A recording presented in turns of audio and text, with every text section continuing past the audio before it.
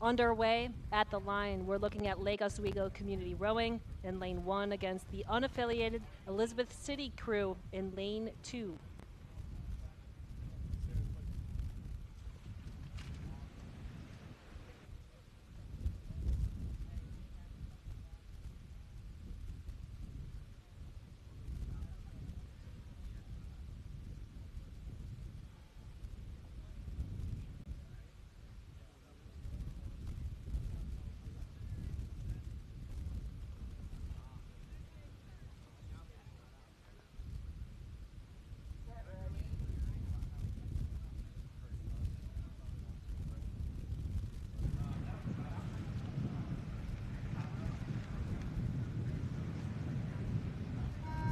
And we have a start in our first semifinal in the men's youth double. Over in that far right lane, unaffiliated Jack Thomas jumping and surging right towards the line, but the combined crew of Lake Oswego Community Rowing out and on the water first. Wow, good catch there. I saw the bow seat of Lake Oswego almost kind of, the wave just took the blade and ripped the handle right out of his hands.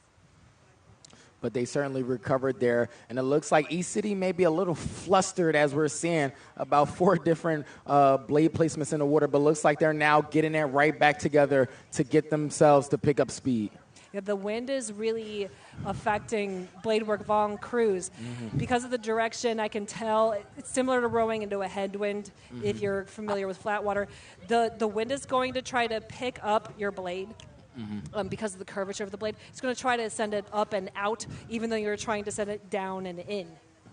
Yeah, absolutely. And I mean, again, the wind coming off the water is pretty strong. I mean, if you look at all the flags, they're moving pretty well, pretty constant towards us in this direction. So as Grace said, that headwind is pretty strong going out, which means it's going to be a nasty tailwind coming back.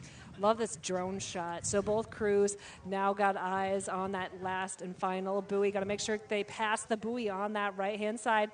The wind pushing them far out. Both crews trying to take a tight line, so compensating by being close, expecting they're going to get blown away. But, wow, that's a tight turn out of lane 2. It is, but it works in their favor as they're the first ones to get that point straight up, and now they're in the last 250-meter sprint of this race. So that composite crew of unaffiliated Elizabeth City were initially, a top 3 finish in the time trial. Then fell short and just outside the AB semis, but are meeting their competitors, Lake Oswego, who were 8 initially. So really powerful performance and comeback out of that composite crew in lane 2.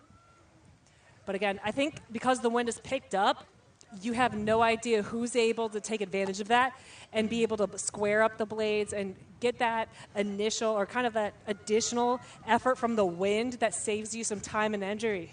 And there we go, Mother Nature pushing them over to the opposite side of the course. We'll see if they'll be able to fight to get back this East City composite crew. And it looks like they'll be able to get their bow back in line with the pylon. So far, I can hear that they're following the instructions of their handler, not even looking around too much. They just want to see where the shore is. And here they go, East City composite crew now on their feet around the pylon to the finish line to finish on top of this semifinal. Yeah, that's Timmy Mayer of this composite boat, clocking a time and earning a win into the C final.